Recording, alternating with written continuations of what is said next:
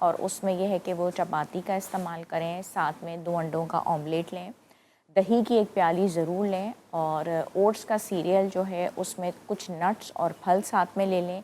चाय से, कैफ़ीन से, इससे वो परहेज़ करें और इसबगोल की जो भूसी है उसको गर्म पानी में एंड में इस्तेमाल कर लें ताकि उनको कब्ज़ की शिकायत ना हो।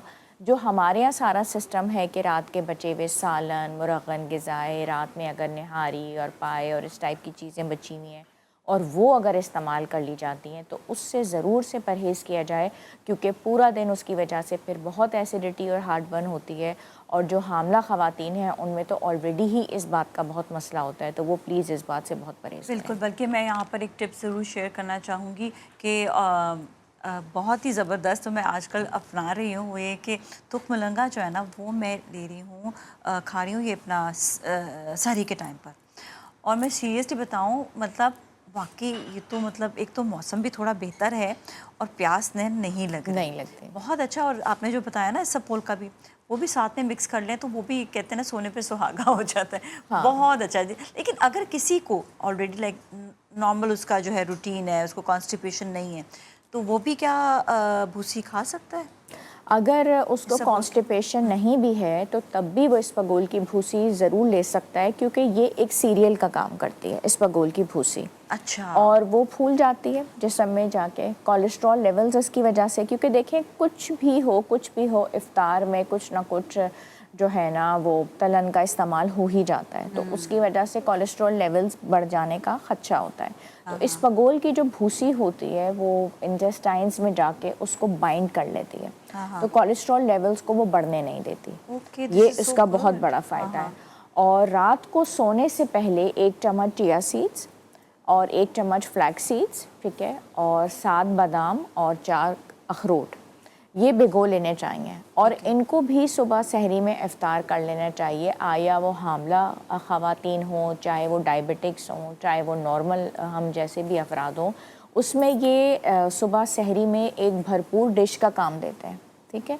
इससे ना सिर्फ आपके इम्यूनिटी लेवल्स बहुत बेहतर होंगे, चिया सीड्स में आपको आयरन भी मिल जाएगा और बादाम के अंदर आपको मैग्नीशियम मिल जाते हैं। तो ये चीज़ें, ये वो एलिमेंट्स हैं, ये वो विटामिन्स हैं जो आपके इम्यून सिस्टम को बहुत ज़्यादा स्ट्रॉन्ग बहुत करते अच्छी, हैं। इतना अच्छी आपने वाली रेसिपी बताई है ना सीरियसली, क्योंकि इससे आपका एक तो कोलेस्ट्रॉल लोगों का आजकल बहुत ज़्यादा हाई होने लग गया है।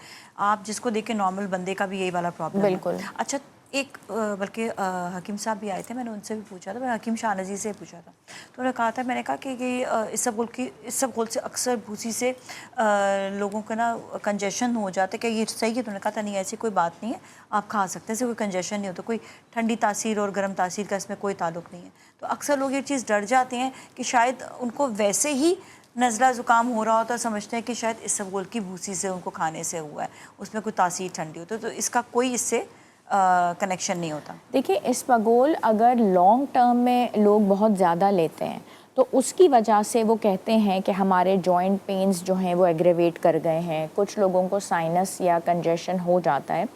उसका फिर तरीका ये होता है कि वो रात में उसको इस्तेमाल ना करें, ठीक है, और सुबह के टाइम में उसको गर्म पानी में इस्तेमाल करें। अच्छा, दिस इज़ गुड। हाँ, तो वो अगर उसको गर्म पानी या गर्म दूध में इस्तेमाल करें तो फिर ये तकलीफ़ और शिकायत दूर हो जाती है। साथ में वो 1/4 टीस्पून हल्दी भी ले लें, कुछ कतरे उसके साथ हनी को भी ऐड कर लें, फिर ये शिकायत नहीं होगी। ठंडी चीज़ के साथ उसको ना इस्तेमाल करें तो फिर ये मसला बड़ा सही। अच्छा आपने आइडिया दिया।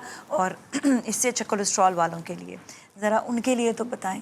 लोग इतना परेशान होते हैं कि कोलेस्ट्रॉल बढ़ गया, लेकिन जब लजीज खाने सामने आते हैं, फ्राइड चीज़ें आती हैं, तो क्या करते हैं कि वो टैबलेट खाते हैं कोलेस्ट्रॉल कम करने की, और फिर वो सारी चीज़ें भी खा कहते हैं कंट्रोल नहीं होता, टैबलेट के साथ भी खाएंगे।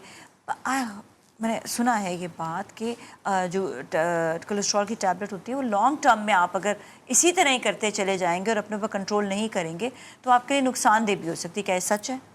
ये बिल्कुल सच है। देखिए, हार्ट के जो ब्लड वेसल्स हैं ना, उनके भी हालात ये कराची की रोड्स वाले ही हैं, ठीक है। तो अब ये है कि हाँ, अफसोस की बात है लेकिन ये है कि खैर मुझे कराची से बहुत मोहब्बत है, मजाक के अलावा।